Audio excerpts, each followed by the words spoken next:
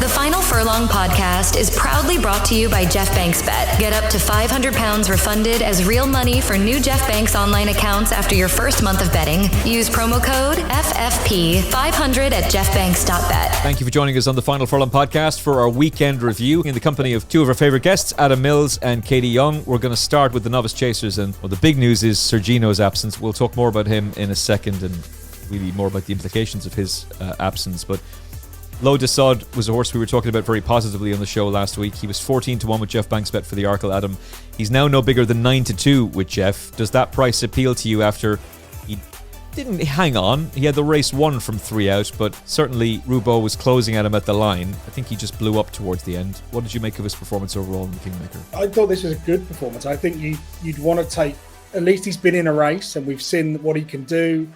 Warwick is a good jumping test. And it's not like Roubaud's a bad horse. I mean, Roubaud has had 2 very difficult assignments over fences so far, but he's also started the season winning decent hurdle races too. So Roubaud's certainly becoming an interesting horse for the future. Whether they decide to keep his novice status for another year or whether they keep rolling the dice, I'm not sure. But I thought Lo de Sod had this pretty much put to bed. Probably Harry Skelton kicked a little bit too soon off the home bend. I think he thought he had it won. Roubaud's coming back at him. But if you think back a couple of years ago, John Bond ran in the Kingmaker.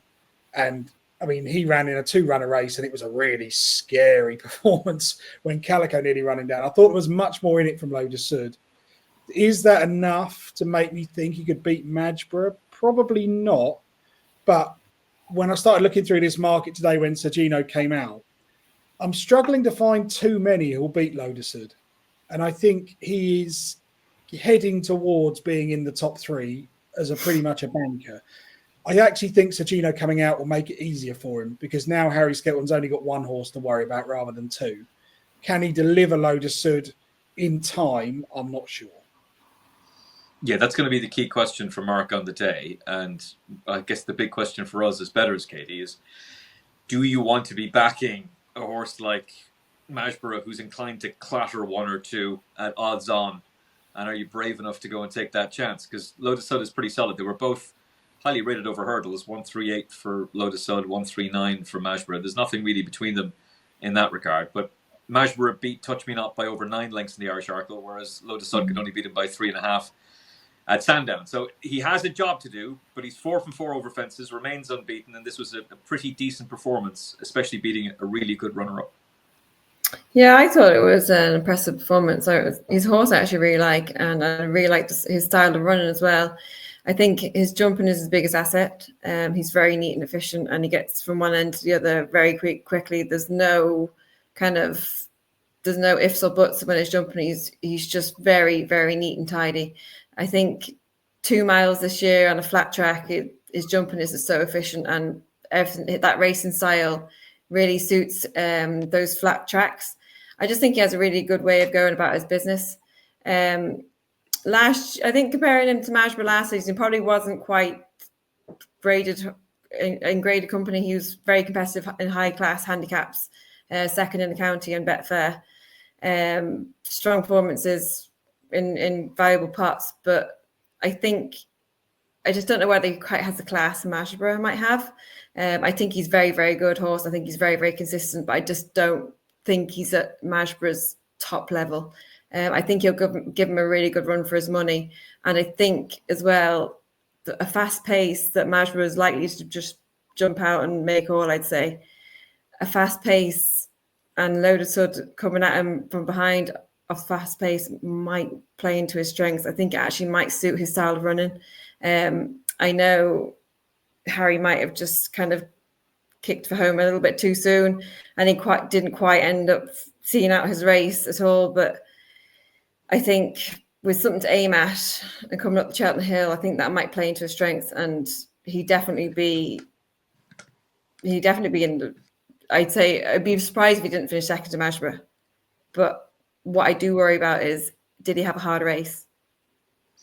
Yeah, that's what I thought. Because while he looked turned in, he looked like he was gonna just bolt up and just keep finding. I just didn't like the fact that he didn't find anything from the last of the line, and Harry said there was like kind of an argument. Oh, he might just need to run, but Harry in his post-race interview, didn't seem to think that he needed the run. Like he seemed to think he was plenty fit enough for this. I just wondered, did he finish a tired horse? And with only 4 or 5 weeks now, Cheltenham, will it have a negative impact coming into that? That was my only kind of disappointing. I just don't think he finished out his race quite as I hoped. Yeah, it looked so easy as he rounded the final turn. Like this is a job done. He's blown Roubaud to bits. Nice performance, and then suddenly, like, oh, you've had an unnecessarily hard race there. I like him. I like him too, but I don't know whether that grade 1 that form is working out terribly well either. Like if you're looking at down memory lane, he's not a grade 1 contender at all. Like he's probably might win a good handicap part on good ground at the end of the season, but he's not a grade 1 horse. And like you said, he beat Touch Me Not by three lengths and pushed out, but Majborough had him 9 lengths covered on the bridle. Like he's got a bit to find there. Yeah, Touch Me Not actually might be suited to the Arkle at Cheltenham because it's a slightly shorter trip than Leopardstown. And he's a good jumper. I know he made a bad mistake at Sandown, but he is a good jumper, so he's probably going to be all right. This is just a changing market all of a sudden, Adam. Majborough now the heavy odds-on favourite for the second Cheltenham Festival in a row. It looks as though he's going to capitalise on the absence of Sir Gino and go and win a grade 1 without him there. We'll touch more on Sir Gino in a second. Lodesod, who is... I can't help but still think about Harry Skelton's expression when they crossed the line against Absurd. It's like, we've done everything right. We've got a well-handicapped horse into one of the most valuable handicap hurdles of the entire season. And bloody Paul Townend and Willie Mullins rock up with a well-handicapped horse. So I think he's probably a graded horse over hurdles, and I'd ignore his run at Ayr. Mr. Giff is decent, and he had a good first run of fences, but I want to see him at again. Only by Night, we'll talk about it in a few minutes. I think she needs to do more, but she probably is better than she showed at the weekend. It's really about those two. If you can figure out if there's a Western Warhorse in this race, and there might very well be, it kind of has that feel of it. Champagne Fever is probably better over further. Majborough is probably going to be better over further. Maybe there's something that can come from the clouds. There might be. I actually sort of, as we were saying off air, I think this is a more interesting race now Sir Gino's out, because I think you'll have a few more connections prepared to roll the dice because they've got 1 to beat, not 2. Majborough is the most likely winner. I think the other thing you could safely say is Majborough could belt a fence and still get back up to win. Whereas I think if it's unlikely, but if Lodesud made a bad mistake, I don't think he's got the ability to recover. Now, Lodesud, what he does have in his favour is experience. He's had 15 starts, Majborough's had 5, but I think you'd have to question the chase starts that Lodesud has had have been against vastly inferior opposition. He's certainly not met anything with the pure ability of Majborough. But there is an angle here. The one, when I was looking today, I just wonder, and I know they own Mr. Gift too, so it's unlikely they run them both, but would they not look at this for Impere Pass now? I think we can safely say Impere Pass does not get 3 miles. And I can't see him rocking up against Ballyburn in the Brown Advisory. But I just wonder that Majborough's in this. He's probably going to make the running, so it's going to be a relatively well-run race. We know Impere Pass handles Cheltenham. Could the double green be tempted to think he runs in? If he does, he's a grade 1 winner who's currently 20-1. Now, I'm not saying he can beat Majborough. There's no specific evidence over 2 miles that he would. But he won really well at Limerick. He's got plenty of experience. He's got festival experience. He could be a potential springer in the market.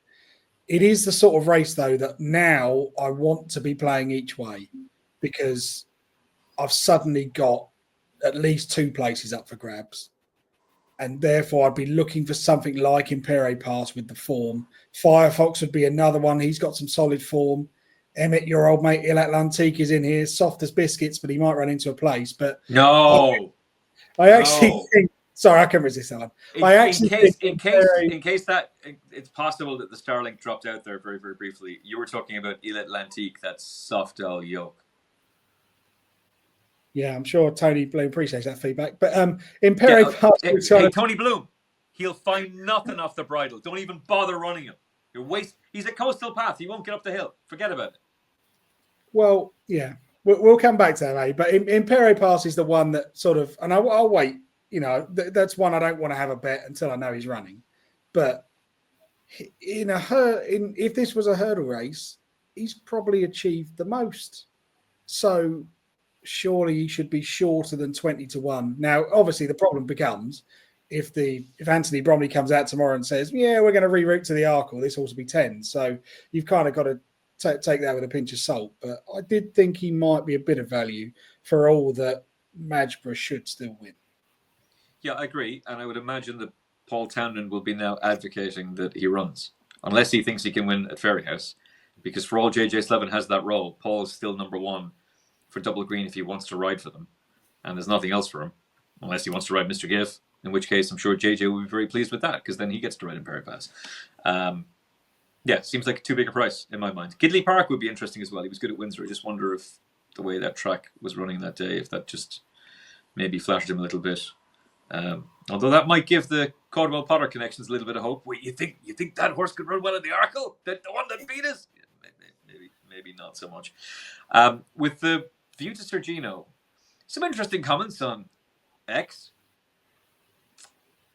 Moving swiftly along. This is a pretty serious infection, though, Kate, and we could actually lose Sir Gino. Yeah, it kind of seems to have deteriorated quite rapidly over the weekend from what seemingly was suggested was just a minor cut, has kind of developed into something a lot more serious with him now in the equine hospital receiving treatment for this, and looks like it spread to his ligament, which wouldn't be great.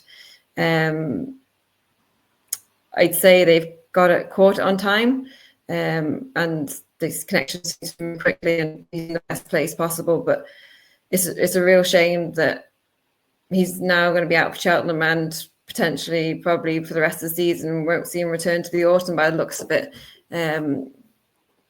Yeah, it's just a real shame. And, you know, this is about, like, horses are so fragile, something so minor can turn into something major.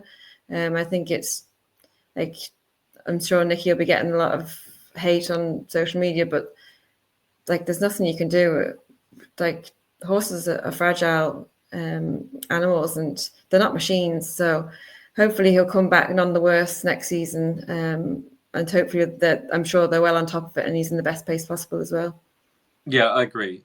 I have to say, you shouldn't have to be going onto the machine to see what the smoke signals are, Adam. That's something that I'm very uncomfortable about. But I really like the fact that Nicky Henderson communicates very well and he speaks clearly and plainly, and things can escalate very fast with a racehorse. 1 minute they're fine. Like when Mick Fitzgerald made those comments on ITV, I don't doubt for a second he meant it. But things can escalate pretty quickly. And then when Ruby's asking those questions and then that's what happens, it looks like Ruby knew something. I don't think he did. I think he was being playful, maybe a little bit sarcastic. But it's not good when it's another high-profile horse drifting on the machine. And I don't think it's Nicky. There's more leaks at Seven Barrows than a sieve. But I really don't think it's Nicky. He's too high-profile. He's too good at this, and he's a good communicator. But somebody's been given that information, and they're not quite as good as Nicky is. Well, perhaps. I think that's just becoming part of racing. If you think back to where around this time last year, you and I recorded the show, and halfway during the show, I had 15 WhatsApp messages to tell me Thelem was out of the Stayers Hurdle, along with some rather encouraging tweets from certain people. Now, if you think about that, Thelem is in a French yard where there's a tote monopoly and there's no Betfair exchange, and yet that information still meant he was 25s on Betfair before it was announced publicly. There will always be someone in the chain who, whether they themselves are laying it or they just casually mention it, you only need one person in an office or one person in the yard to be on the phone to their brother at the same time and just to drop it in. Before you know, it's Chinese whispers and it spreads. It's life. It happens in the Mullins yard. It happens every time. Every Cheltenham, there is at least one short price favourite that's out for whatever reason. Unfortunately, it's now been Sir Gino for a couple of years in a row now, but that's just Nicky Henderson's luck at the festival has got to change at some point. It's not a great look for racing, and from an outsider looking in, you'd probably think, well, how come I could have backed that this morning at 7-2 if I didn't know what I was doing? But it's just part of the game, and we have to all accept it. I do think certain reactions I saw on social media today that there's some great Seven Barrows hedge fund that's laying their horses when they get injured and trying to screw people is just, some people need to have a long, hard look at themselves, and maybe they should be betting on virtual racing, because you don't get injuries or fallers in virtual racing. So it's a lot better for you. Go there and leave Nicky Henderson alone. I'm not Nicky's biggest fan. I think the way he communicates at times is ridiculous, but in this, he can't do anything more. We've had updates on Sir Gino every single day, and today they've had to announce that probably the best horse in their yard is out for the season. And if someone on the side has made their money, that's life. But you also have to remember the exchange is not what it was. There's loads of people with algorithms, and those algorithms will be set up, and they're probably looking at it. So the minute Sir Gino is available at 2-1, their algorithm is set up to back Madgeborough because it's likely Sir Gino's on the drift for a reason. It's not. There's no conspiracy theory here. There's just people getting a little bit of information. And to be honest, I can't sit here and say, if someone had texted me this morning and said, it's not been announced yet, but Sir Gino's out, would I have been tempted to back Madgeborough? You bloody right, I would have taken 5-2 Madgeborough or whatever he was. So it's not that straightforward. And I think the people who get frustrated with it are more frustrated just because they're not in on it, and it's just part of life. Ladies and gentlemen, confirmed. The globalists are winning, and Adam Mills is part of the globalist conspiracy theory. Nicky Henderson laying horses left, right, and center, all for the corporate bookmakers' greed. The psychic vampires stealing the souls of our children and our fancy prices for Cheltenham. Something's got to be done about this. For next week, I'll get a hat, and the hat will say, "Make Cheltenham great again." Elon Musk is buying the Jockey Club. He's going to fix it all. Yeah, the idea that Nicky Henderson is out there like pressing the pink button. Get over yourself. Jesus Christ. Like, come on, man. Dearie, it's pathetic. It really is bad. And that's coming from somebody who's had some bad takes in the past, but you got to own them. When you get it wrong, get it wrong. And that's an insane thing to say. Like, genuinely, completely insane thing to say. Anyway, thoughts with Nicky, thoughts with Sir Gino, not being flippant about this. More importantly, thoughts with Michael O'Sullivan. That was a horrible fall, and please God, who knows, there might have been an update by the time the show goes live, but hopefully there'll be some good news about him sooner rather than later. A class act, a very talented jockey, and everybody in racing is sending him good wishes and good vibes as much as we can. All right, we will continue with the Novice Chasers, and we'll switch to the staying Novice Chasers. Better days ahead. Back in the winners' enclosure, a 1-2-3 for Gordon Elliott in the Grade 2 at Navan. I think Stellar Story probably should have won this race. He was giving him £5, and maybe had the race panned out a little bit better, he would have gone and won. 3-card Bragg brought Grade 1 form into the race from last season behind Spillane Tower and Monty Star. He's run well, but not well enough. So that means maybe this form looks better than it first did at first sight. Katie Young, what's your thoughts on the race?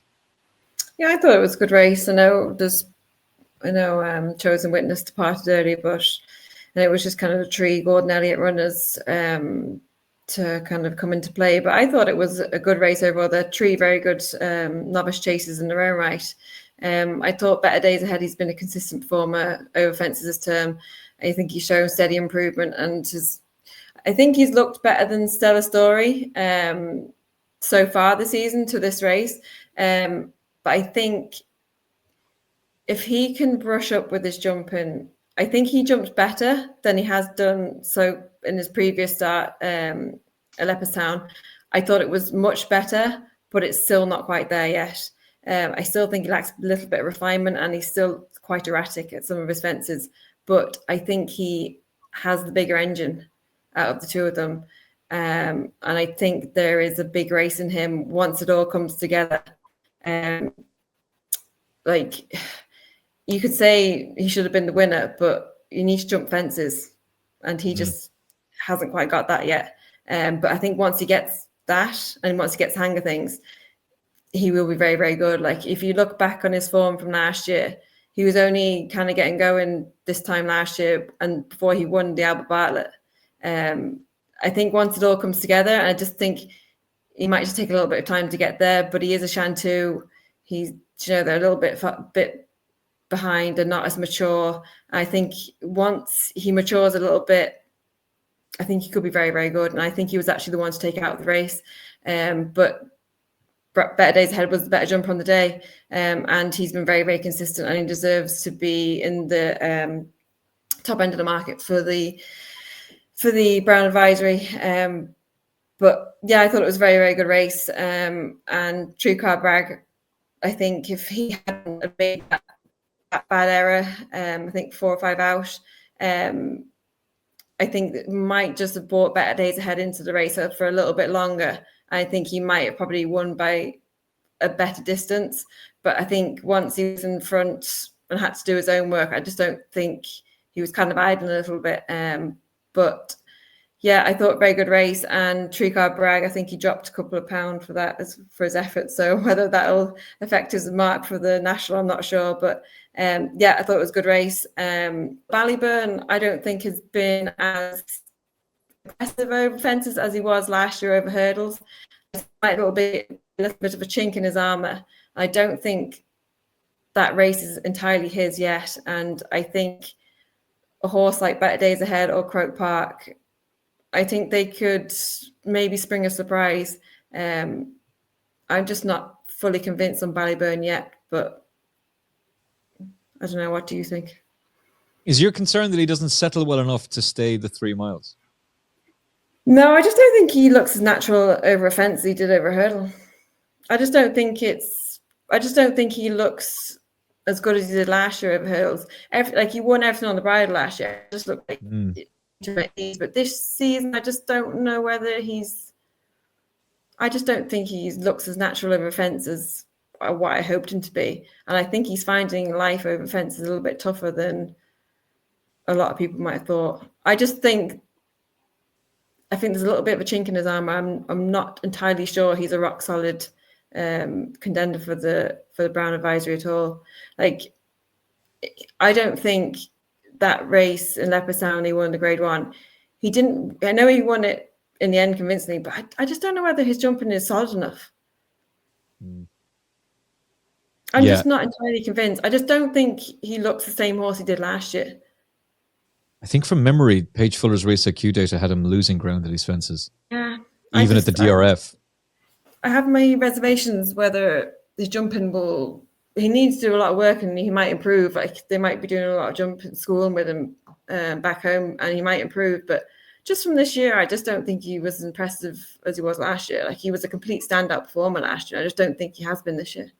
Yeah, I'd find it difficult to disagree with you. I do feel like the 2-1 is probably going to look a silly price on the day because he's probably going to go and win. In the sense that he's the class act of the race. He was a wide margin winner at the Cheltenham Festival a year ago. He kicked Dancing City out of the way in a bumper. And it's Willie Mullins and Paul Townend with a strong favourite. They rarely miss, especially when it's one they're really very excited about.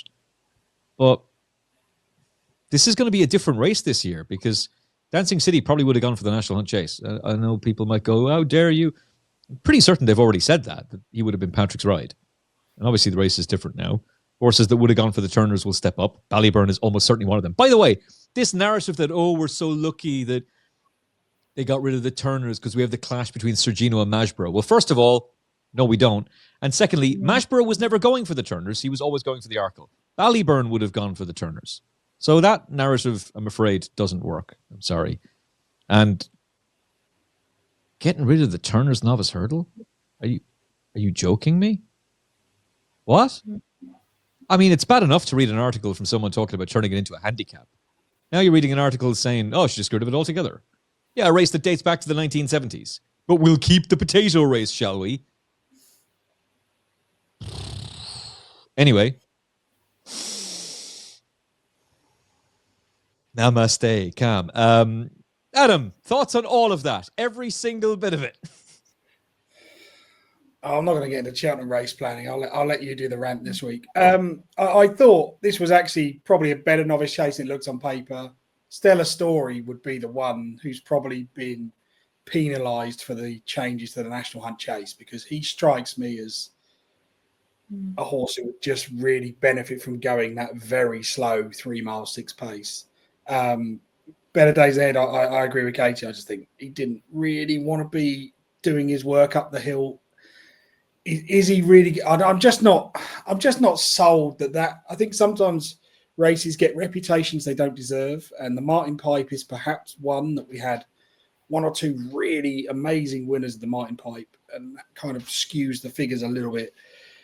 What if I looked at the market now, what I don't understand is how Croke Park is a bigger price than Better Days Ahead, because I think Croke Park has achieved far more. That's probably also pocket talking because I've backed Croke Park. But I think Croke Park will get round and will jump really well. Better Days Ahead will probably get round and jump really well. If Ballyburn jumps the last on terms, he wins, because I think he's probably got the better engine. But I'm not... It's hard to judge because he ran over 2 miles at Kempton, which was an inadequate trip against a horse who was just miles quicker than him. But by the same token, if you just take that bare form, look what he did to Rubo, and look how close Rubo got to Low de Sud. So Ballyburn shouldn't have done that to Rubo if we're saying he's a slow horse.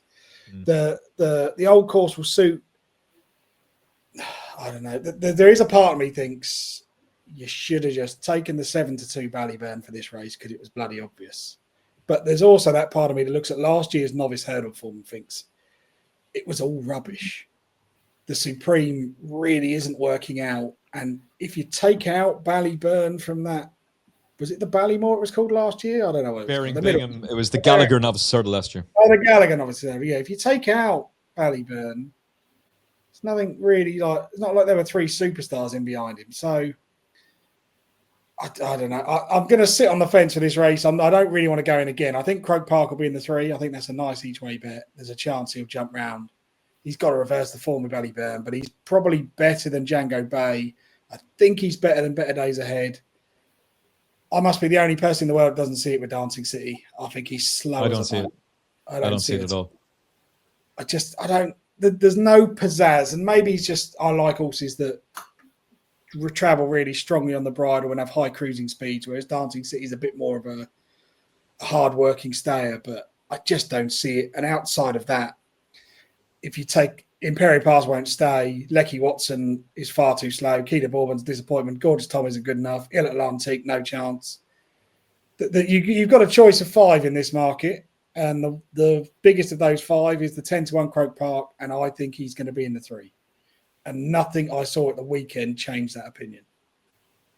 Yeah, I agree. We're doing a Novice Chaser special with Paul Ferguson on the Final Furlong on Friday. I'm up at 6:30 tomorrow. I'm just going to spend the entire day going through the Novice Chasers again. I already know it, but just properly drill in, see if there's something I've missed. This is a race I'm fascinated to get stuck into. The amount of non-runners you're looking at right now on the Jeff Banks website is pretty frightening. And the amount of horses that have basically got no chance in the race is also pretty frightening. If you push me right now, I'd probably say Lecky Watson as a potentially interesting one at a big price. And definitely Croke Park, who is currently... He's 10s with Jeff? Really? I mean, yes, he should be bigger, actually, Jeff. He should be a much bigger. He'll place, at least. Lecky Watson is solid.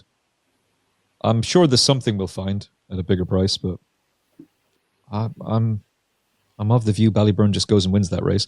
If you think differently, or if you're with Ballyburn, you can take full advantage of the 2-1 Jeff Banks is offering right now. He could be considerably shorter on the day. And you can get 10% of your net losses back after your first month of betting, up to £500 if you use your promo code FFP500. Sign up now. You can watch British and Irish racing on the Jeff Banks website and the Jeff Banks app. There's loads of goodies like money back offers and all kinds of best odds guaranteed. It's all there at jeffbanks.bet. Promo code FFP500. Get involved now to be ready for the Cheltenham Festival. We will move on to Only by Night. Another win in Britain, or another big win, I should be saying, really, for Gavin Cromwell, who's fast becoming one of our favourite trainers. Another British disappointment for Willie Mullins. More on that to come. She carried a penalty to victory. She's now 3 from 3 over fences, Katie. And maybe the way the race panned out, she's just idling towards the end of the race and is actually better than that overall. And perhaps with the way her connections were talking after the race, that with Majborough in the race, they were thinking, well, we might go mares. But now that he's come out, maybe they'd actually think, no, we'll go for the 2 miles and the Arkle chase. What do you make of her? So she was one that I picked out last year as one to follow, and she started a season off pretty well, but things didn't quite go to plan towards the end and kind of petered off. But this season, she's come back much better and she's much more consistent. I think her jumping has improved with each run. I thought she was pretty rock solid at Exeter on Sunday. But what I am concerned about is I don't think she will stay the 2 mile 4 trip. I don't think stamina is her strong point, and I think the 2 mile flat track suits her.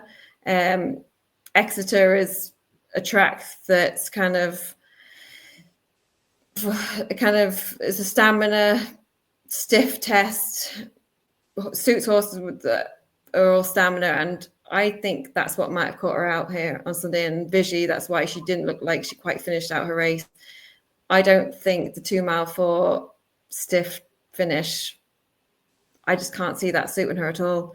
I think if I like seeing Arkle, especially now Sir Gino's come out, I think the trip would suit her much better.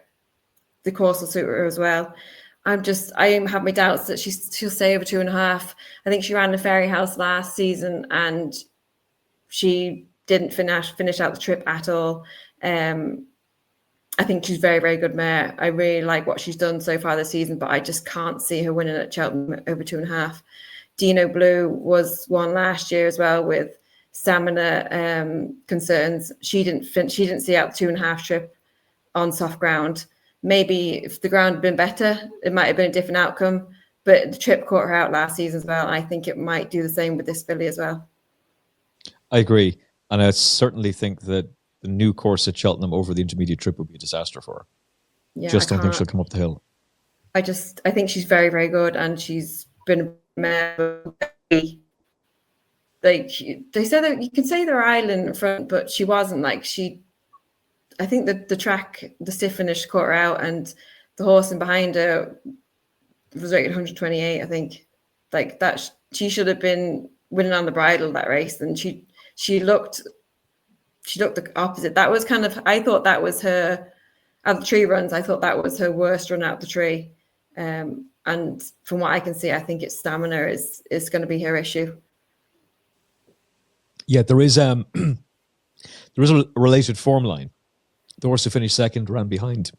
Oh my goodness, I'm being attacked by frogs. Ran behind Il Atlantique and Firefox. Firefox ran well enough in the Irish Arkle, but not well enough that you'd be thinking. You might think of a scumbag each way bet for him in the Arkle, but you wouldn't be thinking, oh, there's an Arkle winner. He's been pretty disappointing this season. So she'd need to improve. She might. And Keith was adamant that she was idling, but I'm with you, Katie. I wouldn't like her for the Mare's Chase. And anyway, the stable's got a real stranglehold on that. The betting, we'll talk about Dino Blue in a little bit for the Mare's Chase. She's now the 11-4 favourite with Jeff Banks bet. Bioluminescence in the same colours but different yard for Gavin Cromwell is 5s, Only by Nights 5s. And Limerick Lace, the reigning champion in the Mare's Chase, is a 10-1 shot. So it's a strong hand that Gavin Cromwell has for the Mare's Chase, Adam Mills. And with that in mind, I suspect this horse might end up in the Arkle. Yeah, I'd be very surprised if they ran her in the Mare's Chase, because if you look at that market, there's 3 or 4 horses in there, real confirmed stayers. And I mean, all she can do is win. The minute Fun doesn't run her race, this becomes a 0-130 conditions race. So Only by Night should win. What she does getting to the second last was impressive. She's quickened away from him. And then, I don't know, I'd give Keith the benefit of the doubt. I think she was idling a bit. Exeter is a bit of a weird track where all the stamina is really in the back straight. But she's done enough. I think they're between a rock and a hard place. I don't think she stays the Mare's Chase trip. I'd be surprised if the Arkle would be run to suit her. I'd just be worried as to what she'd find in that home straight. She's a very nice mare. Gavin Cromwell's got lots of very nice mares. This was probably a nice bit of placement. Does she go to Cheltenham? Are they like adamant they want to go to Cheltenham? Do you maybe just accept that there might not quite be a race for her at Cheltenham and you pick a soft target at Fairy House or Aintree instead? I'm not sure. At the end of the day, she's given £5 and 1 length to a horse rated 128. So on that form alone, I don't think she should be as short as she is for the Mare's Chase. I wouldn't back her for the Mare's Chase at all. She's not really on my radar for the Arkle. Lovely mare, but they're better options, surely. I agree. I firmly agree. I don't think she's good enough to win an Arkle or fast enough, and she just won't stay in the Mare's Chase. But she's a nice horse. I'll have a lot of fun with her going forward, and she is unbeaten over fences, so she's completely unexposed. And there's going to be more exciting days, I'm sure, ahead, but I'm not sure. Well, clearly none of us think that it's going to be at Cheltenham. We'll stay with the mares. We'll switch to Nicky Henderson, and better news for him. In the William Hill Hurdle, or the Schweppes, or the Tote Gold Trophy. Guys, you could call it the Gold Trophy. You could call it the William Hill Gold Trophy. Come on. So then again, I suppose Betfair didn't do that, so you're not under any obligation, but still, there might be a tie back to the past. Seventh win in the race for Nicky Henderson, this time with the horse at the very low end of the handicap, completely unexposed. Adam, I'll start with you, because you were on another podcast today. You were on the Nick Look Daily in your role for TPD. Did I get that right? Yeah, I got the right acronym. Phew. I mean, of course I got it right. Given the fact that she's out of a half-sister to Epatante, who obviously went on to win a champion hurdle, having won a valuable handicap at Newbury for Nicky Henderson. All the talk is about how good she could be for a handicap next time out. And, oh no, what a shame that she's not in a Cheltenham. Look, she's not. She can't run. She's not going to. They could qualify her for Cheltenham pretty easily in the next couple of weeks, but they're not going to do that. And the BHA introduced those rules to kick out Willie Mullins and kick out Willie Mullins and Gordon Elliott, and you've ended up kicking out Nicky Henderson. So that's on you, BHA. You made that decision, and it's your fault. So that's why she's going to be missing for the festival. But given the fact that she's out of a half sister to Epatante, is this a horse we could see in the champion hurdle in a year's time? We could do, but I think it's very easy to get carried away with these handicap performances. Let's face it, she ran on Saturday off a mark of 123. Now, clearly, she's absolutely thrown in. And, you know, people can say, oh, it's a disgrace she doesn't run at Cheltenham. But you think, well, if I was the connections of Lump Sum and Navajo Indy, I'd say it's a bloody disgrace she got in the most valuable handicap hurdle of the season on a mark of 123. I'd keep your mouth shut, Nico, if I were you. But, you know, that's just the approach. You can't have it both ways. You can't pull the handicapper's trousers down and then try and spank his ass afterwards. It's one or the other. So I just feel especially in those colours, by the way. Yeah, I just feel like, you know, well done. You've landed a massive pot. The handicap is going to have his say tomorrow. I'd imagine she's going to get 10 for that. Then you've got... You'd be doing well at getting 10 as well. Well... You'd still be well in after that, I'd say. Yeah, exactly. You have a mark of 133. Just go and win the Scottish champion hurdle. Stop moaning. Is she a champion hurdler? It's impossible to say. What I can say from the data we looked at was, you know, she's not stopping. And the most interesting figure for me is we take a speed reading 2 seconds after she's crossed the line. She's still doing 29 miles an hour, which is faster than anything else in the field. There's loads left in there. That doesn't necessarily mean Nicky should be looking at the Mare's Hurdle and trying to sneak her in there, because there's a massive step from running off a mark of 123 to running in a Mare's Hurdle. That wouldn't be the right call, just like it wouldn't be the right call to run her in the champion hurdle. There is a massive danger with an inexperienced mare that you could blow her brains by going too far too quickly. Slow and steady wins the race. You've got the opportunity here. If you're really clever, you could win a Scottish champion hurdle. You could still win that Scottish champion hurdle and start next season on a mark of 140 when you could rock up in the Greatwood with £7 in hand. There's a real opportunity to land several good prizes with her. There's no rush for it. She's absolutely lovely. But do I think she is going to be a champion hurdle winner? No.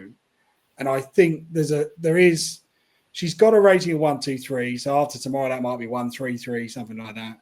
Maybe this time next year, she might have a rating in the high 140s. That's still not enough to win a champion hurdle, even with a mare's allowance. Steadily bring her along. But she's not the biggest, but she's got a hell of a speed. And I really like the fact that one thing I love looking at is stride frequency, which is really boring. I know the data clowns will be out saying, you don't know what you're talking about. But if you think about it, if you and I went for a run, Emmett, at the end of 2 miles, the number of strides a second I take would be diving rapidly to probably less than 1. Whereas hers... Mine would be non-existent. Yeah, hers is just nice and consistent. 2.1 a second, all the way up the home straight. Relentless galloping. And with that in mind, if you've still got, for a marker 1, 2, 3, I'd estimate she had 15 pounds of improvement at least. Just take advantage of that. There's no great rush to go to Cheltenham because you can't win a champion hurdle. Yeah, all right. If they'd had a brain, maybe they'd have run her in another novice hurdle and picked up a penalty. But then you can't have it every way. When they started her off last January, I don't think any of them thought we'll have one run and then we'll bring her in. And it's just the way the system works out. It's a small quirk of the system. But equally, if we still had the old system, she wouldn't have got in. 123 would not have been enough in most years to get in a county hurdle. So this idea that, they were robbing her from Cheltenham. Well, no, you'd have had to show your hand to get into the race in the first place. Yeah. Take your money on Saturday. Well done. Yeah, I agree. You knew what the rules were. The BHA, for whatever reason, introduced these new rules, or Jockey Club, or both. I don't agree with them. I think it's a huge mistake that you have to have 5 runs to run in a handicap hurdle and 4 runs in a handicap chase. But them's the rules. That's what they decided to do. Especially if you're then going to reduce the number of races that these horses can run in the first place. Not so much over hurdles, but certainly for the chasers. And you're going to restrict them. The whole thing is just nonsense, in my opinion. But anyway, I'm pretty certain the races that are there at Cheltenham, there's been an excuse from the Jockey Club given that, well, we have the data that tells us that the fans want 7 races a day. I think the reason there are 7 races a day is because you were aiming for a 5-day Cheltenham Festival, which would have been 6 races a day. So you can't have it both ways either. And it's heading in one direction, and the direction is going back to a 3-day festival. Which is probably why there's a bit of kite flying going on about, I wonder, should we get rid of the Bearing Bingham? No. Absolutely not. Get rid of the potato race. Then we can have a proper conversation. Anyway, that's another conversation for another day. Epatante won off 137, I think. Is that right? I just looked this up and that's gone from my mind. I think it was 137 Epatante when she won the Jerry Fielden, and she went on to be a champion hurdle winner. This is obviously a horse rated in the 120s. I don't think it's impossible she turns into that. And I would also look at the champion hurdle division and say Constitution Hill and Brighter Days Ahead aside, one of those horses is going chasing next season. Lossiemouth, who knows? Who knows what the story is with her? Anzadam, possibly going chasing and is injury prone anyway. He's missed 2 Cheltenhams. Hurricane Fly missed 2 Cheltenhams and went on to win 2 champion hurdles. So it's not impossible, but it's not like it's a division of depth. She was good, and I think there's a lot more in her. But is she a horse who's going to be very well suited to these big fields, strongly run races, Kate, and possibly vulnerable back in a more tactical small field setup? Well, how I look at it is Cheltenham isn't the be all end all. Like, there's plenty of race on offer. Like, that was the most valuable handicap this season in England. Like, and it was I think nearly twice the amount of, or just under twice the amount the county hurdle was worth. Do you know, like, that's a massive part. And if she, and so what, she can't go to Cheltenham, but there's the Imperial Cup on the Saturday before Cheltenham at Sandown worth the same amount of money as the county hurdle. So, good point, Kate. Do you know, if you look at it that way, yeah, she might miss Cheltenham, but she's the option of picking up another valuable pot off a mark of potentially 133 the Saturday before Cheltenham. And then you're kind of saving her from that potential of ruining her at Cheltenham. She picks up another valuable pot. She might run again, Aintree, Scottish Champion Hurdle if she hasn't gone up too much. But there's other races out there for her. She might be good enough to run at Cheltenham next year in the Mayor's Hurdle. You don't know. She ran over 2.5. At Cheltenham, she was behind Woodoo. I think we've all spotted that form line now. That looks pretty strong. But like everyone said, she was an unlucky loser, but she probably learned a lot from that day. She ran into a lot of traffic problems. I think there's plenty of potential for her, but this year they may as well make the use of her lenient mark over hurdles, and they're going to pick up another valuable pot for sure by the end of the season with her. Yeah, you mentioned that Wadu form line. She's very, very interesting for a handicap. And I think I was listening to Gordon Elliott on a Racing TV stable tour. I haven't got to the point where he's talking about Wadu, but he was sounding very positive about Brighter Days Ahead, by the way, and Crow Park. Kevin Orion doing that. But I have heard that Wadu is in line for the Martin Pipe. Yeah, I think a lot of people jumped onto that by the looks of it. But she's a very good mare as well. I mean, how far? Like, that's the only question you have to ask yourself now at this point. Unless Adams worked something out. 10-1, by the way. Oh my God. 10-1 is the price with Jeff Banks bet, and I can tell you right now that the favourite will not run the Yellow Clay. Yeah, but that's the last race of the festival. That's one of the last races I want to be looking at. I don't want to be hanging my hat on that. Getting the Friday, like, please, come on. People got no money. Yeah, but you want to be taking the 10-1 now and not like 3-1 on the day. Remember the massive gamble there was on Better Days Ahead in that race last year? You don't want to be sitting there going, oh, no, we've missed the price. We want to be sitting with that scumbag 10-1 each way, lucky 63, all rolling onto her. Wasn't Galopin de Champs like 8-1 when he won that, something like that? There's no, you don't. Lads who have these massive ante-post handicap bets, I just think it's ages away. We don't know the weights. The British handicapper might decide just to give her £7 to keep her out of the race. You've got no idea. Don't worry about it. Ooh. Maybe Coral Cup then. Yeah. Exactly. Yeah, exactly, Kate. Just stick her in the Coral Cup and we'll win that instead. What price is absurd? 14-1 absurd for the County Hurdle. What price is Hello Neighbour for the Triumph? Here's one. Here's a patent that's just popped into my head. 11-2 Hello Neighbour and 10-1 Wadu. There's your patent.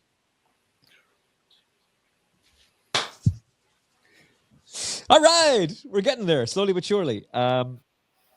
We should just give a brief note of mention for lump sum. He's carried top weight. He's run a massive race here. He's also paid, I think, a pretty handsome compliment, a far more handsome compliment, I would say, than Winter Fog did, finishing second to Better Days Ahead, or Brighter Days Ahead, I should say. I'm somehow getting those two confused. Lump sum ran well in the Fighting Fifth, ran all right in the Christmas Hurdle at Kempton, but has now bounced back to finish second to an unexposed mare who could be anything under a welter burden, and Constitution Hill laughed at him. Doesn't that just prove that Constitution Hill don't worry about the fact that Nico had to give him a few reminders? He's back. He's okay. Adam? No, I don't. I mean, Lump Sum is a lovely horse, and he's probably still got a little bit in hand. I think he's probably capable of getting to the kind of Rubo level of low 150s, but Sam Thomas is probably paying the penalty for being honest. Started the season, will win a Welsh Champion Hurdle. They clearly could have used that mark again at some point, but he went, no, you know what? We'll roll the big dice and we'll run in the Fighting Fifth, and we ran a massive race. The Christmas Hurdle, I think Lump Sum just didn't run his race. I think it came far too close to the Fighting Fifth. Third start of the season, and the small field probably didn't really suit Lump Sum particularly. I'm not sure that pays massive compliment to it. Far more interesting for me is if Burdett Road runs at Wincanton at the weekend. That's how you can really test this form, because if Burdett Road got that close to Constitution Hill, surely Burdett Road, if he runs in the Kingwell, should win by half the track. Yeah. So that's kind of where I'd be looking with that. I mean, Lump Sum's a lovely horse. If they went to Cheltenham with Lump Sum, he'd interest me in a county hurdle. I think he's been too honest, and he'll probably find one or two that are just too well handicapped, but I could certainly see him running his race. Lovely. He can't fault him. He always tries, always seems to run really well. He's got some decent novice form, but maybe at best you could argue Lump Sum's got 3 or 4 pounds in hand, and as we get towards this stage of the season, you probably need to have a bit more to win some of these big handicaps. Yeah, I don't disagree with any of that. I would just add that Jeff Banks bet is top price about all those horses I mentioned: Hello Neighbour, Wadu, and Absurd. Everybody else is significantly shorter, and if you want to take advantage of those, use your promo code FFP500 at jeffbanks.bet right now and get yourself ready for the Cheltenham Festival. FFP500, you're eligible for 10% back on any net losses after your first month of betting. But if you were following us in on the weekend preview, there are no net losses. There's just gravy everywhere. Royal Margot tipped at 20-1, wins at 12-1, which you've won if you wear it well. It's still, I don't know, but you wear it well, it's probably going to be interesting back in the handicap chase. And Royal Margot's did us a massive favour. Joyeuse was a good winner for us at 11-2. It was Andy's nap as well as a selection for me. Jello was a 7-2 shot, went off well backed 6-4. We'll come back to him in a second. And Whistle in the Dark. Oh, Lemilos. Of all the times for Lemilos to bounce back to form, it had to be the weekend. It's all right. Got the cash, as I said. No Dubai. Weekend in Doncaster will do. But sign up now to jeffbanks.bet and make sure you're listening to the Final Furlong Podcast weekend preview.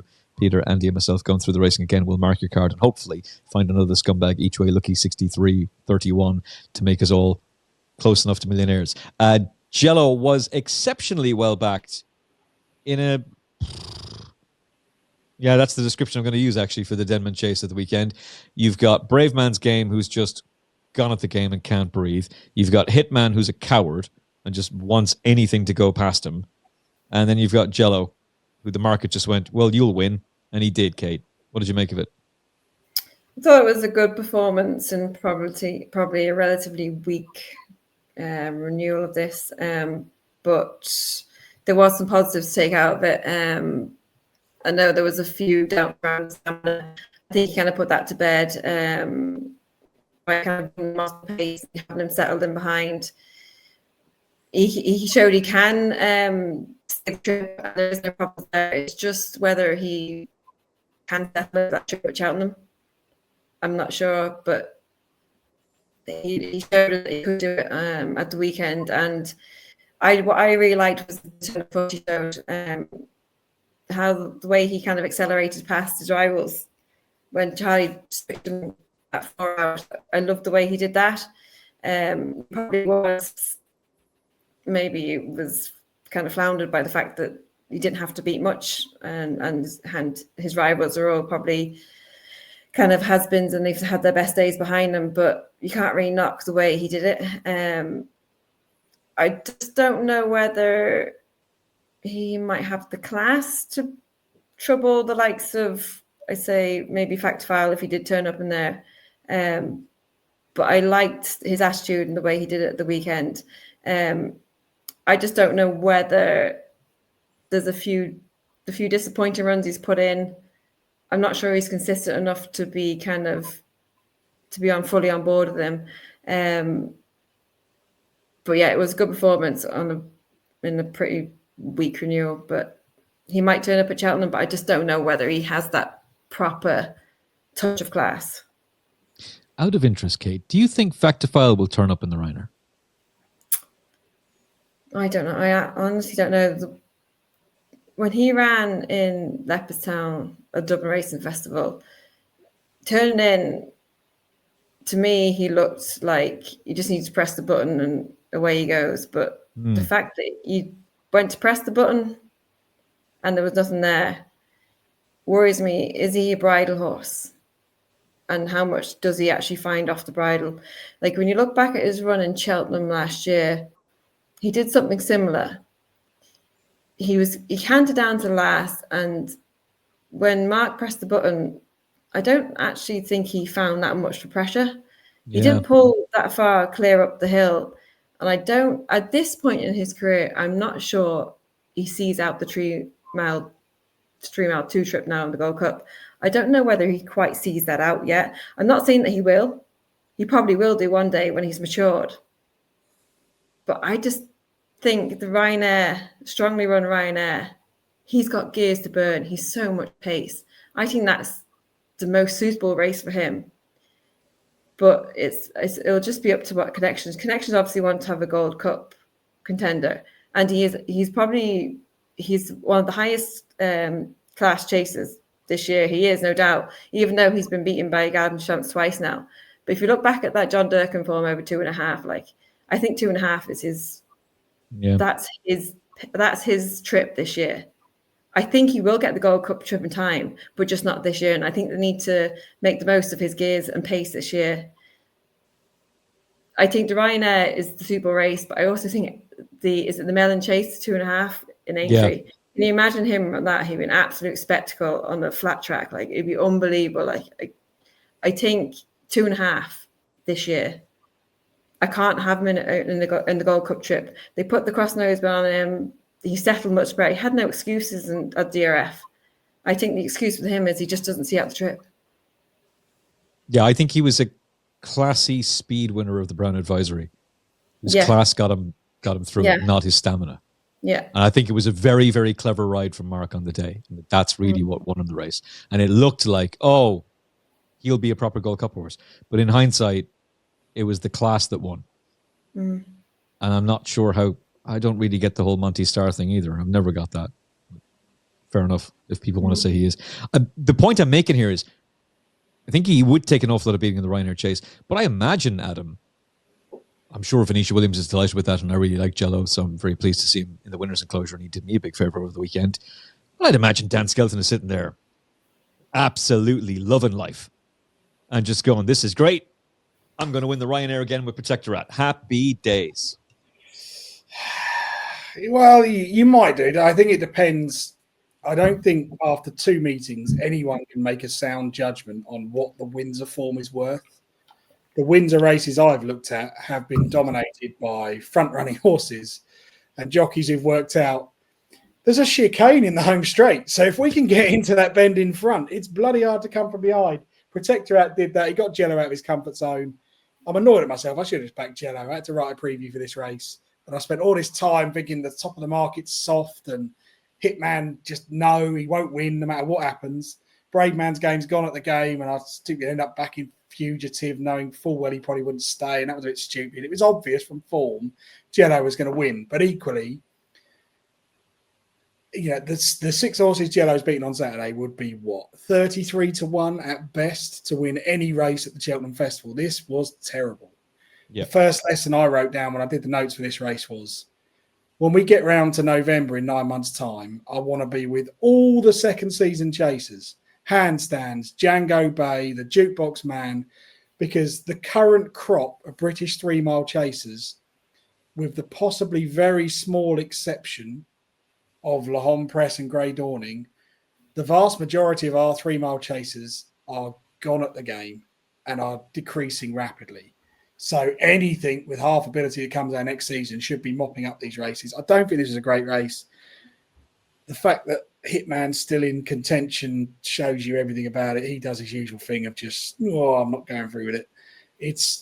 Jello's a lovely horse, but I think he's also been extremely well campaigned. And I don't think you can assume because Jello's won this, Protectorat's form should be boosted. Because I think Protectorat, if he'd run in this, would have won it anyway. So I don't think we learned too much from it. For the Ryanair, if Factor File goes, it changes the whole complexion, because I think Noel George has said Ile Francais will go where if Factor File doesn't. Yeah. So if that's the case, if Ile Francais is not in the race, the Ryanair becomes much more about speed. And if Factor File's in it, he's the fastest horse. But it's one of the more interesting races of the festival. I just think I like Protectorat, but I'm not entirely sold that this form line is anywhere near the strength of that John Durkan. And if Factor File and Splains Tower line up, Protectorat is going to have to find some improvement. 6-4 Factor File with Jeff Banks bet for the Ryanair Chase. Gaelic Warrior is 7-2. Have fun with that project. Ile Francais 4-1. Banbridge non-runner, I would imagine. Splains Tower 6s. That could be big. And Protectorat 8-1. Protector 8-1 about the defending champion. Jeff, really? Oh, that's sold. Happy days. Some business done there. I think he'll take a fair bit of whacking. As long as the McManus camp don't do something silly like saying, let's be sporting and go for the Gold Cup. Effective. Run him in the Ryanair.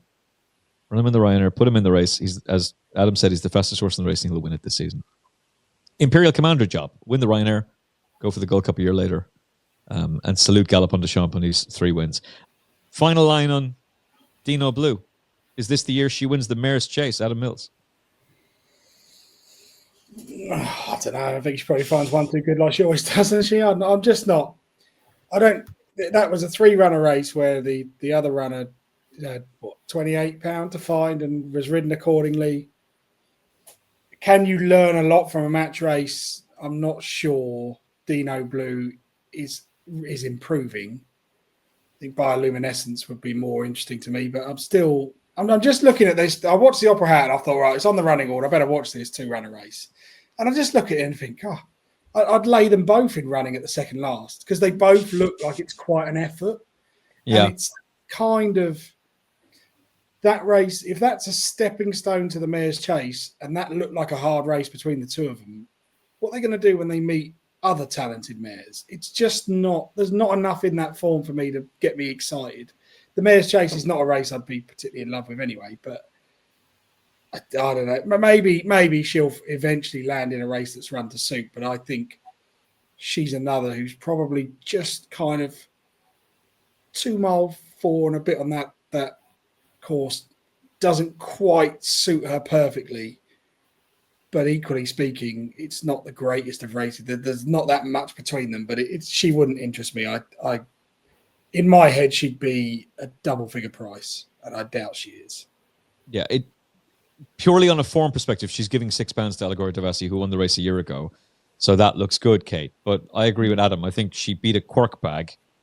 And she didn't really come up the hill at Cheltenham last year, and she'll be vulnerable again this year. And I'd be much more interested in something like, if it's soft ground, definitely Bioluminescence. Yeah, I don't think she's looked the best this season, and I think she's kind of looked vulnerable at that top graded level. I think I just couldn't have her in Cheltenham for the mares. 2.5, I've stamina doubts at that trip. I think she might get the 2.5 on good ground, but I don't know whether the Cheltenham track would suit. I think maybe 2.5 around Aintree, a track like that might suit, and I think she'd be fine over the trip. But 2.5, I think if the ground came up soft again, I think you'd have serious question marks. What I don't like is application of tongue tie and cross noseband the last couple of starts. Is she not finishing out a race because there's a wind issue?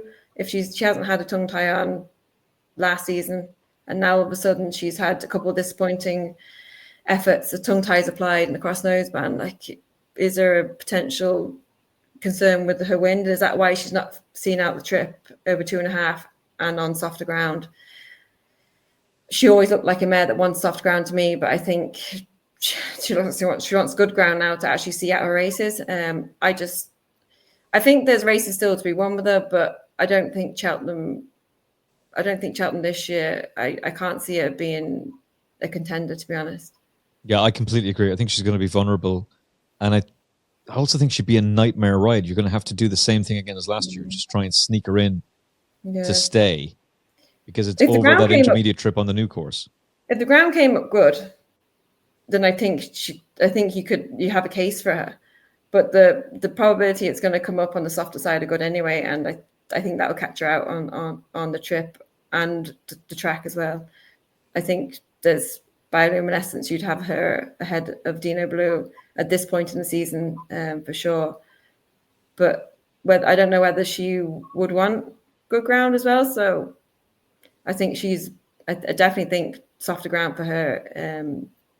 She'll be a much better horse, but I just couldn't have Dino Blue on soft ground on over 2.5 at Cheltenham. That's going to be a tricky one for Mark to get right. Dino Blue, Bioluminescence, Limerick Lace, and if she runs Impervious, a former winner of the race. But where is she? Where is she? Where is she? Can we put in that Big Brother thing? Maybe not, actually. Maybe that'll take too much time. Never mind. We'll do that again some other day. All right, speed round. It was nice to see Monbeg Genies back in the winner's enclosure. I think they're going to go for the Grand National. I would have preferred him probably in the Midlands National, and I'm not sure that he's really built for a modern Grand National, but it was really nice to see him back in, and he was given a cracking ride. Jericho de Repene is a definite contender for Interesting Ride of the Week. But hey, he's qualified now. Isn't that amazing how that works? Yes, gets qualified, and good luck to them. One for the good guys. And I think I've seen I spy with my little eye, a really interesting contender for the champion bumper. Copacabana. Really like that performance of the weekend. Not sure he's quick enough, but well worth his place in the lineup. Anything else from the weekend? Oh, lovely hurling, by the way. Good to see Colin Murphy back in the winner's enclosure. Auto Patriot is just HMS Auto Patriot. What a boat that horse is. But lovely hurling is a nice prospect, and I'm sure he's going to do really well as a chaser. Anything from the weekend to mention, Adam? Couple of things that really caught my eye. I mean, you mentioned Jericho de Repene. I have no problem with this whatsoever. If you make the rules for the race that you have to finish in the first four, just ride it. 100%. Well done, Nico. And I'll tell you what, anyone who said, he didn't throw everything, I'm like, well, of course he didn't. He doesn't want to have a £6 next week. No one sets out their seat to win a qualifier. Come on. The rules state you must obtain the best possible finishing position. And for a qualifier, your best possible finishing position is third. Exactly. Therefore, you've written to the rules. So, well done, lad. He would really interest me. I know what happened at the start of the season has probably tarred this horse, but talented novice, second season hurdler, probably not fully exposed at the trip, ridden appropriately. Yep, that would float my boat. The bumper winner would be on there. In the Hunter's Chase at Naas on Saturday, Rye Hill was very impressive. It's beaten on the ropes and it's on the line. I don't think there's any particular fluke about this. Quite a nice unexposed 8-year-old. Couldn't find him in the Hunter's Chase betting, so I assume they're going somewhere else. But he ran at Punchestown last year. That was a nice piece of form. The only other one last thing I will forgive is Gala Marceau. I think there's two things to bear in mind. One, she ran as a 2-year-old. She's now 6. She had 4 runs as a 2-year-old. She's been on the go a long time. It's a lot to expect her. I think we look and think, she's 6. She's still young, and she's probably not actually. She's got a lot of miles on the clock. I don't really think she stays beyond 2 miles. And I know she won the race at Auteuil a couple of years ago over 2-3. She beat Zarek the Brave and Losange Blue. Zarek the Brave won a Galway hurdle. Losange Blue is a multiple Grade 1 winning French champion hurdler. But that race was pretty steadily run and developed into a sprint. I'd give her one last chance if they brought her back to 2 miles. But I think she gets unfair criticism because I think we treat her as a 6-year-old on the way up when she's probably a 6-year-old who's already plateaued. I completely agree. I also was slightly distracted, but I completely agree with all of that. And she has been on the go for quite a while. Most bookmakers are going 6-1 about Jericho de Repene. Jeff Banks is going 10-1. He won't be in 5 minutes. 10-1. 10-1 about Jericho de Repene for the Pretemps. FFP 500. Jeff Banks .bet. 10% of any net losses back after your first month of betting up to £500. Stream British and Irish racing for free on the Jeff Banks website. 10-1. Jericho de Repene for the Pretemps. Okay. Kate, can you follow Adam Mills with anything to add from the weekend's action? Not really. Jericho de Repene, I suppose, he's probably well in off that mark. The rules have changed this year, though, and it's winning you're in. So if there's 16 qualifying races, the 16 horses, if they all turn up, that means there's only 8 positions to fill. So he might not get in off that mark. I don't know. If you look through what second and third, if they're rated a lot higher and they turn up, you might not get in. It's just a thought. JP will have quite a few in that race, and he'll just, oh no, stone bruise. Oh, what a shame. I don't know. Allegedly. Winners have to be in the handicap, don't they? So, huh? I think it's winning you're in as long as you fit in the handicap. In 10, yeah. So 10-2, you have to be above 10-2. But I think a lot of them will be. It was just a kind of observation. Yeah. You got a few in there, second and third, that are rated in the 140s. If they decide, if that happens and he gets balloted out, we get our money back. Yeah, that's true. Which remember that. But yeah, I don't know. He's well in, but is he a little bit soft? I don't know. He wasn't soft against Lump Sum in a Novice Hurdle last year. But he hasn't lived up to what everyone thought he was going to be, I don't think. True, definitely. but if you think about it, he had no chance in this Supreme Novice Hurdle because Nicky's were sick as a me with an asthma attack. I don't know what the hell happened at the start of the season at Sandown. I don't know what that was all about. And then they've put him in a handicap hurdle, which just seemed to be a rebuilding project. And then, oh, look, now we can go for a Pretemps race. That worked out nicely. I just don't know. I don't know. I don't know whether he's hard enough for a per temps for the hustle and bustle of a 24 runner per temps. Like, Yeah. I don't know whether he's gutsy enough. I just can't put. I don't know. I just think he's a little bit soft. I think his jumping lets him down. Like, you could be right, and it's every hurdle.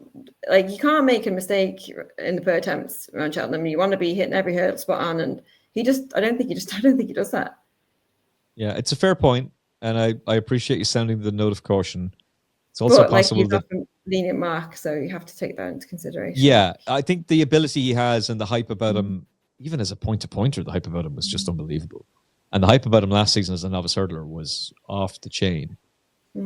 There's valid excuses. I can't explain that novice chase run. Nicky can't either. But I think you can now see what's been happening. And it's, we'll run him in the pretemps. And let's see what we can do with him. But it could very well work out that on the day, he's like the monster gamble of the race, and then Tony Martin's got some battle-hardened yoke that suddenly returns to form and comes scything down the outside. Nico's there doing a double handful, and suddenly there's some Tony Martin yoke coming flying past you. It's like, oh, no. That can be the pretemps from time to time. Yeah, it can. It has been before, and I'd say it probably will be again.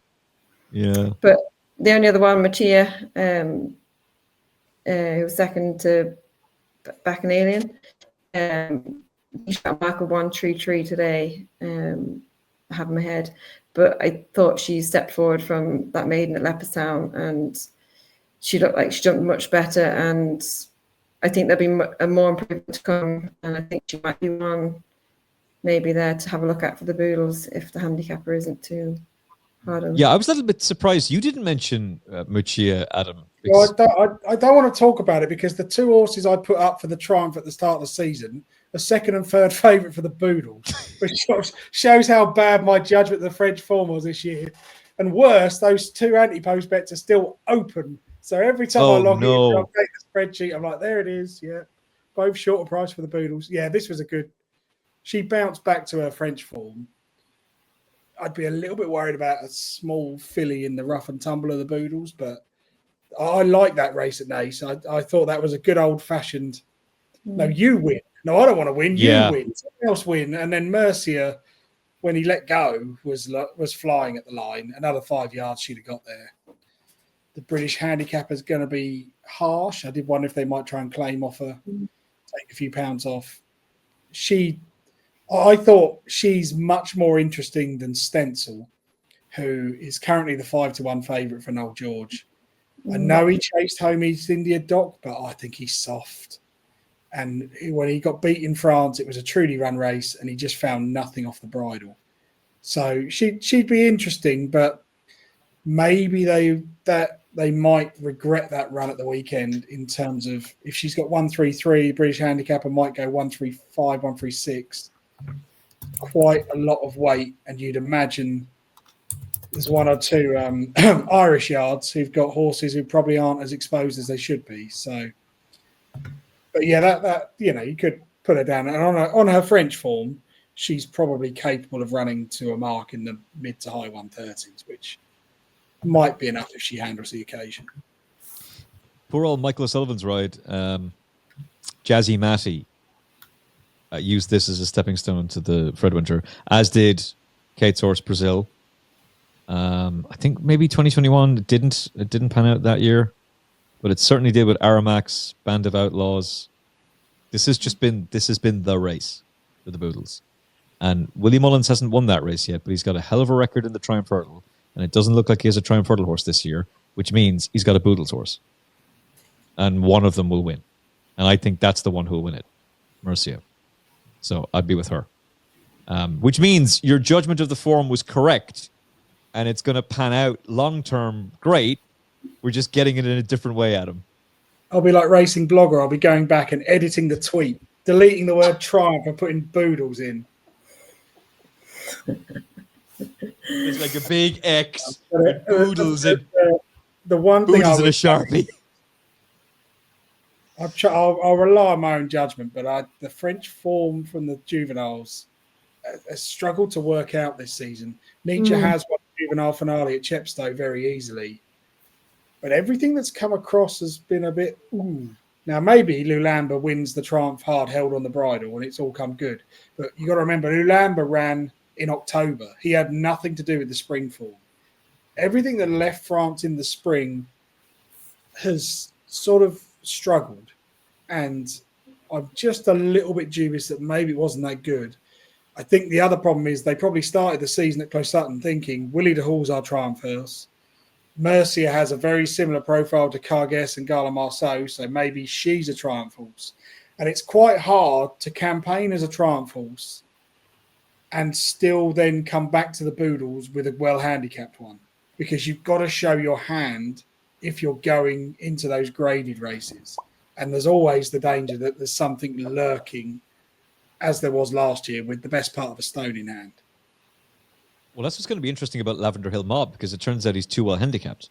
So they have to go again. And by the sounds of things, it's going to be the Adonis, which if he gets close to Palladium / Mondo Man, how's that going to work out?